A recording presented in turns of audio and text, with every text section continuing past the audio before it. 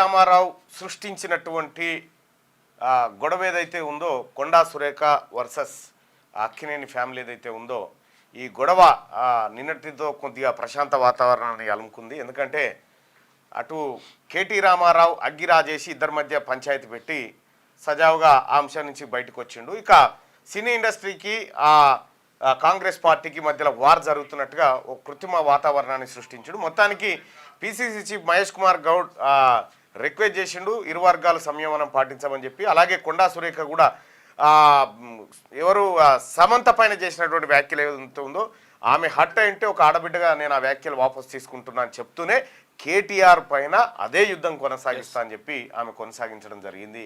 So మొత్తానికి ఆ ఎపిసోడ్లో కొంత స్తబ్దత మాత్రం ఏర్పడ్డది. ఎందుకంటే అగ్గి రాజేసిండు రాముడు, అది ఆ బ్యాచేనా మొత్తం ట్రోలింగ్ చేయించి అసలు కొండా సురేఖకు రఘునందన్ రావుకు ఒక ఏదో ఉందన్నట్టుగా ప్రాపగాండ చేసి ఆమె జీవితంతో ఆడుకునే ప్రయత్నం చేసిండు. కేటీ రామారావు ఎంతోమంది మహిళల జీవితాలతోని ఇట్లా ఆడుకుంటున్నట్టుగా మనకు అనేక ఉదాహరణలు కనిపిస్తూనే ఉన్నాయి తెర మీద. సో కేటీ రామారావు అనేటువంటి వ్యక్తితోని మహిళలు జర జాగ్రత్తగా ఉండండి. ఇక రెండో విషయం ఏంటంటే తన అవసరాల కోసం తన అవసరాలు తీర్చుకోవడం కోసం ఏ వ్యవస్థనైనా ముంగట పెట్టగలనటువంటి సమర్థుడు కేటీ రామారావు గారు.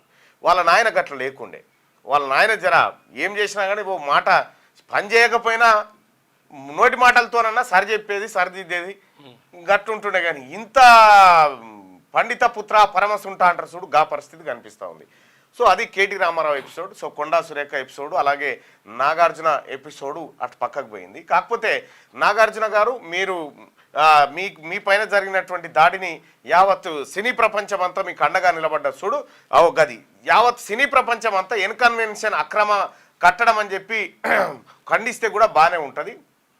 చేసినటువంటి కార్యక్రమాలు ఏవైతే ఉన్నాయో అక్రమంగా చెరువును కబ్జా పెట్టి ఎఫ్టీఎల్లో కట్టిందని సినీ ప్రపంచం కూడా ఖండిస్తే ఇంకా సేమ్ బాగుంటుంది. అదే సినీ ప్రపంచం అంతా ఖండించాలి. ఎందుకంటే మీరు అన్ని విషయాల్లో కూడా ముందు వరుసలో ఉంటున్నారు కాబట్టి. ఇక ఈ అంశం పక్కన పెడితే క్యూ న్యూస్ ఛానల్లో పనిచేయటకు అనుభవం గల సీనియర్ వీడియో ఎడిటర్స్ కావాలను సంప్రదించవలసిన నెంబర్ 8688926084.